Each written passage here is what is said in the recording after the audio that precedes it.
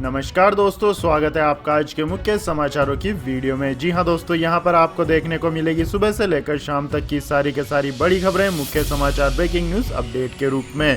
तो दोस्तों आपसे रिक्वेस्ट है इस वीडियो को ज्यादा से ज्यादा लाइक और शेयर करें। तो दोस्तों जानते हैं आज की पहली बड़ी खबर। बिहार विधानसभा चुनाव की सियासी चौसर पर नीतीश कुमार का दाव, आरक्षण पर दिया बड़ा बयान। जी हां दोस्तों, बिहार विधानसभा चुनाव की सियासी चौसर पर अब आरक्षण का दाव खेला गया है। इस बार पहली चाल मुख्यमंत्री नीतीश कुमार ने चली है। नीतीश कुमार ने आबादी के हिसाब से आरक्षण की वकालत की है। नीतीश कुमार ने कहा है कि हम तो चाहेंगे कि जितनी आबादी उसके हिसाब से आरक्षण का प्रावधान होना चाहिए। पश्चिमी चंपारण के वाल्मीकि नगर में चुनावी सभा को संबोधित करते हुए बिहार के मुख्यमंत्री नीतीश कुमार ने बड़ा दाव खेल दिया। मुख्यमंत्री नीतीश कुमार ने यह भी कहा है कि वो थारू जाति को आरक्षण का लाभ दिलाने के लिए वर्षों से कोशिश कर रहे हैं। जब से वो अटल सरकार में रेल मंत्री थे तब भी उन्होंने इसके लिए प्रयास किए थे। यहाँ नीतीश कुमार ने यह भी कहा है कि निर्णय हमारे हाथ में नहीं है, लेकिन प्रयास जारी रहेगा। मुझे वोट की चिंता नहीं है। आपकी जानकारी के लिए बता दें दोस्तों, वाल्मीकि नगर में थारू जाति के काफी वोट हैं। इनकी तरफ से लगातार जनजाति में शामिल होने की मांग उठी है। नीतीश कुमार ने इसी मांग का समर्थन करते हुए बयान दिया है। इसके बाद दोस्तों जानते हैं अगली खबर। यूपी में सिर्फ 600 रुपए में कराएं कोरोना टेस्ट।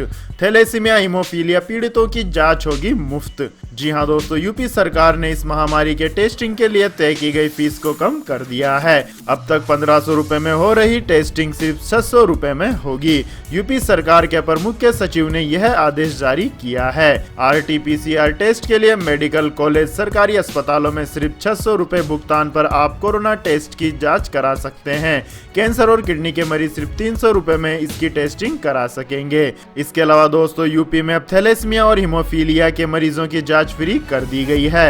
यूपी सरकार के अपर मुख्य सचिव रजनीश दुबे ने इस बाबत आदेश जारी किया है। इसके बाद दोस्तों जानते हैं अगली खबर। पीएम नरेंद्र मोदी ने केवड़िया में आरोग्य वन एकता मॉल बच्चों के लिए न्यूट्रिशन पार्क का किया उद्घाटन। जी हां दोस्तों, प्रधानमंत्री नरेंद्र मोदी ने गुजरात के नर्मदा जिले के केवड़िया में स्टैच्यू ऑफ यूनिटी के निकट नवनिर्मित आरोग्य वन एकता मॉल और बच्चों के लिए पोषक पार्क का उद्घाटन किया है। आरोग्य वन में 15 एकड़ में औषधीय गुणों से युक्त पौधे लगाए गए हैं। इसमें 380 प्रजातियों के 5 लाख पेड़ हैं। योग व आयुर्वेद को ध्यान में रखते हुए इसका विकास किया गया है। 2 दिवसीय दौरे पर गुजरात पहुंचे प्रधानमंत्री नरेंद्र मोदी ने पहले गांधीनगर में गुजरात के पूर्व मुख्यमंत्री केशुभाई पटेल और गुजराती सिनेमा के सुपरस्टार नरेश कनोडिया व उनके संगीतकार भाई रमेश कनोडिया को श्रद्धांजलि अर्पित की।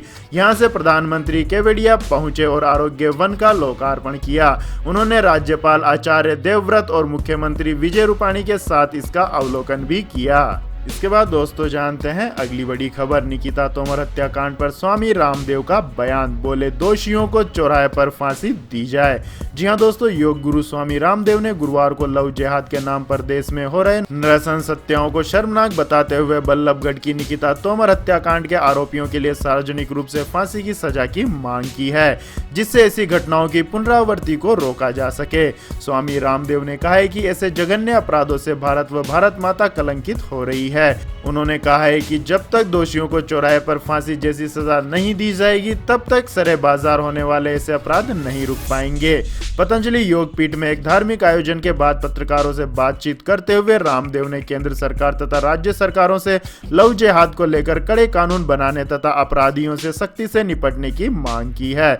उन्होंने इस संबंध में इस्लामिक गुरुओं और मौलवियों से भी लव जिहाद का खिलाफत करने को कहा ताकि समाज में हो रहे जघन्य अपराधों को रोका जा सके। इसके बाद दोस्तों जानते हैं अगली खबर। भोपाल में हुए मजहबी प्रोटेस्ट पर खफा शिवराज सिंह चौहान, एक्शन में आए मुख्यमंत्री। जी हां दोस्तों, भारत इस्लामिक आतंकवाद के विरोध में आवाज उठाने वाले फ्रांस के राष्ट्रपति इमैनुअल मैक्रों के समर्थन में है, तो वहीं मध्य प्रदेश की राजधानी भोपाल में चंद लोगों ने देश की साख पर बट्टा लगाने की कोशिश की है। भोपाल के इकबाल मैदान में कांग्रेस विधायक आरिफ मसूद के नेतृत्व में हजारों की संख्या में लोग एकत्रित हुए और फ्रांस के राष्ट्रपति के विरोध में नारेबाजी की। अब इस पर शिवराज सिंह चौहान ने सख्त रुख इख्तियार कर लिया है। मध्य प्रदेश के मुख्यमंत्री शिवराज सिंह चौहान ने मामले का संज्ञान लिया है। जानकारी के मुताबिक शिवराज सिंह इस धरना प्रदर्शन से नाराज होकर दोषियों पर सख्त कार्रवाई करने का आदेश दिया है।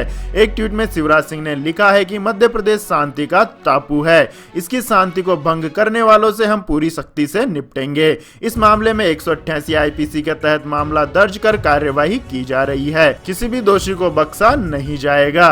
इसके बाद दोस्तों जानते हैं अगली बड़ी खबर। लेकिन दोस्तों अगली खबर जानने से पहले आप लोगों से गुजारिश है कि इस वीडियो में दिखाई गई खबरें अगर आपको पसंद आई हो तो इस वीडियो को लाइक करें, कमेंट करें और हमारे चैनल को सब्सक्राइब करें। साथ ही दोस्तों इस वीडियो के अंत में हम आपसे एक सवाल पूछेंगे जिसका जवाब देकर आप बन सकते हैं नॉलेज सम्राट। तो दोस्तों इस वीडियो को अंत तक जरूर देखें। इसके बाद दोस्तों जानते हैं अगली बड़ी खबर। गुज्जर आरक्षण आंदोलन से निपटने के लिए रासुका लगाने की तैयारी में सरकार, सुरक्षा कर्मियों की 30 कंपनियां करेगी तैनात। जी हां दोस्तों, राजस्थान में आगामी 1 नवंबर को गुज्जर आंदोलन की चेतावनी को देखते हुए राज्य सरकार बड़ा फैसला ले सकती है। माना जा रहा है कि आंदोलन से निपटने के लिए गृह विभाग गुज्जर बाहुल्य जिलों के कलेक्टर की मांग पर रासुका लगा सकती है। फिलहाल गृह विभाग ने जिलों के कलेक्टर्स से बातचीत कर हालात का जायजा लिया है।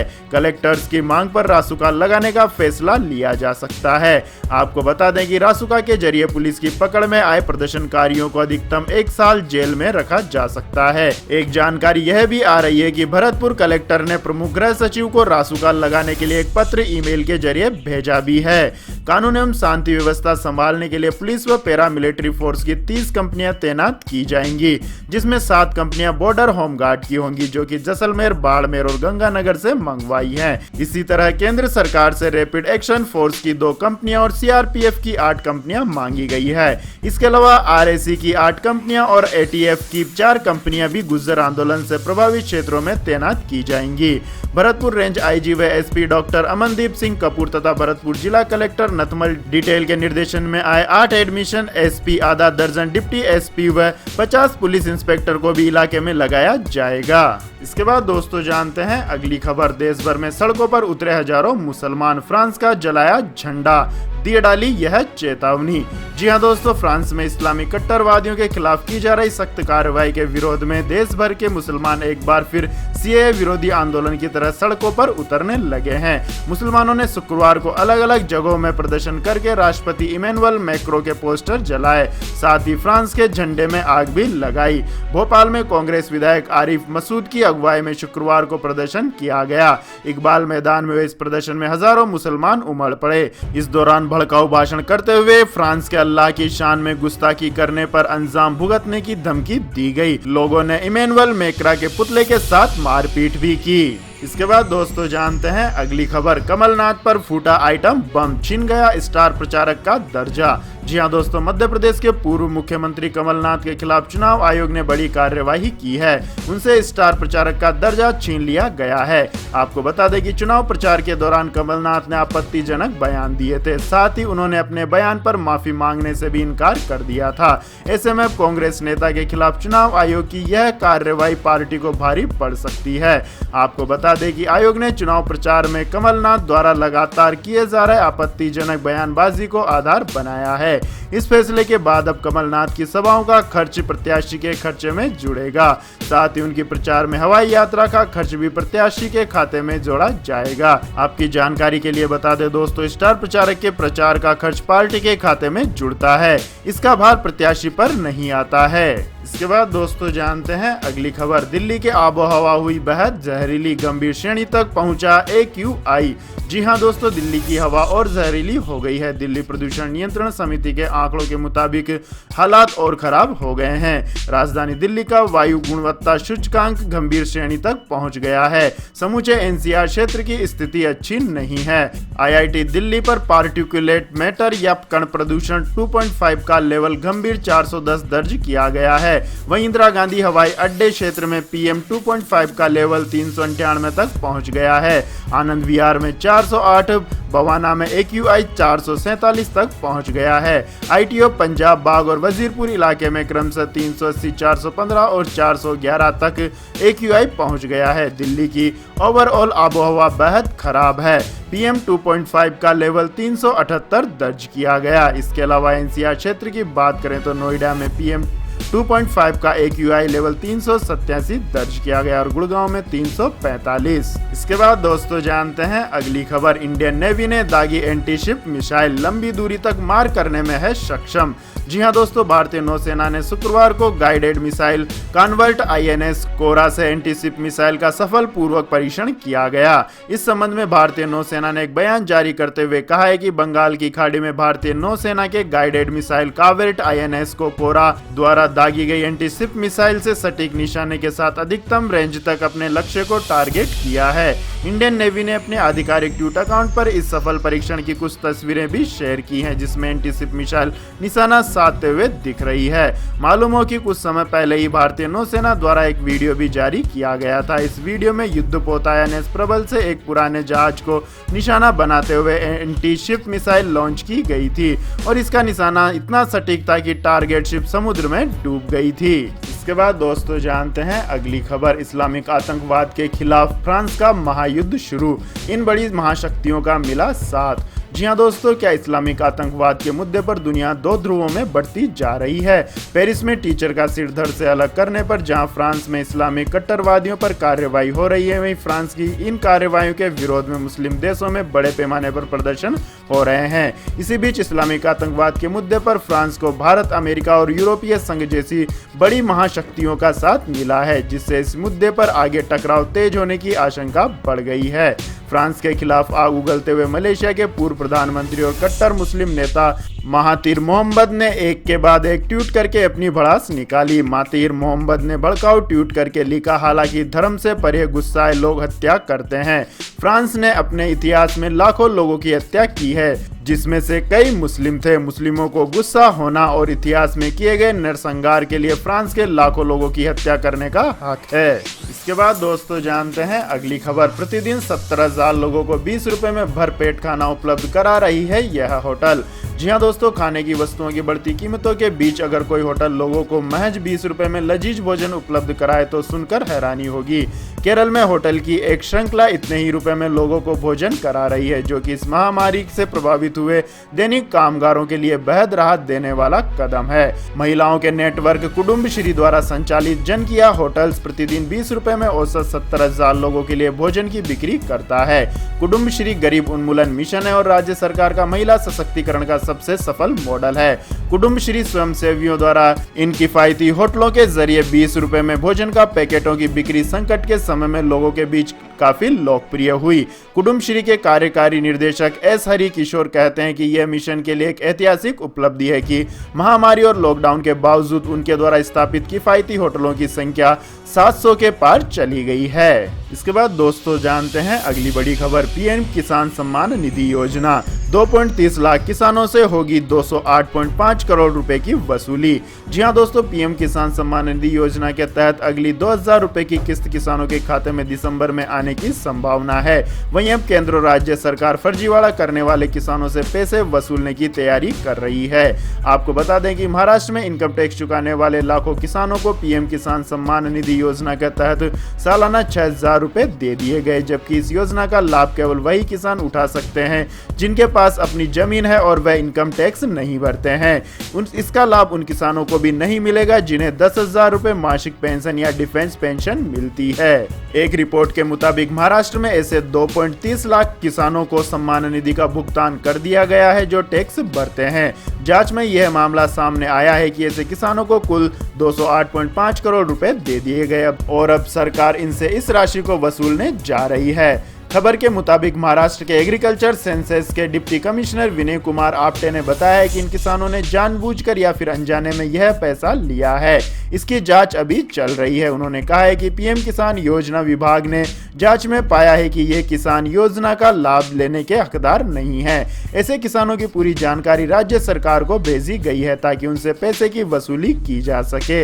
इसके बाद दोस्तों रुक करते हैं आज के मौसम अपडेट्स का। तो दोस्तों आने वाले 24 घंटों के दौरान मौसमी हलचल देश में काफी कम होगी। इस दौरान अंडमान व निकोबार द्वीप समूह, मणिपुर, मिजोरम और त्रिपुरा में हल्की से मध्यम बारिश हो सकती है।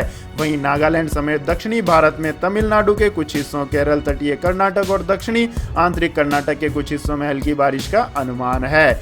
उत्तर पश्चिमी हवाओं की गति बढ़ेगी, जिससे राष्ट्रीय राजधानी दिल्ली और एनसीआर के शहरों में प्रदूषण के स्तर में कुछ सुधार हो सकता है। इसके बाद दोस्तों जानते हैं आज के पेट्रोल और डीजल के दाम। तो दोस्तों आज भी पेट्रोल और डीजल के दामों में कोई बदलाव नहीं किया गया। डीजल के दाम में अंतिम बार कटौती 2 अक्टूबर को हुई थी, जबकि पेट्रोल की कीमत पिछले 37 दिनों से स्थिर है।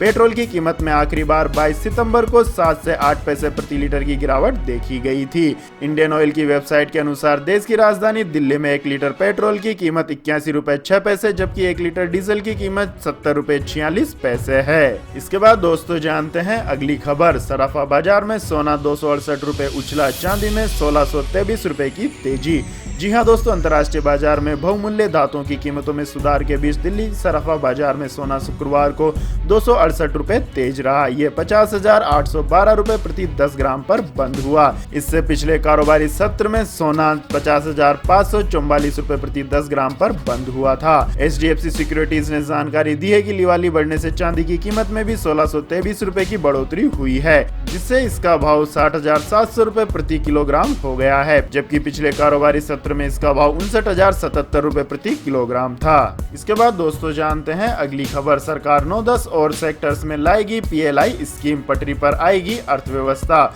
जी हां दोस्तों, नीति आयोग के उपाध्यक्ष राजीव कुमार ने शुक्रवार को कहा है कि सरकार घरेलू विनिर्माण को बढ़ावा देने के लिए अन्य क्षेत्रों के लिए भी उत्पादन आधारित प्रोत्साहन योजना लाएगी। उद्योग मंडल फिक्की के वीडियो कॉन्फ्रेंस के जरिए आयोजित कार्यक्रम को संबोधित करते हुए कुमार ने यह भी कहा है कि सरकार देश में इलेक्ट्रिक वाहनों को बढ़ावा देने का प्रयास कर रही है।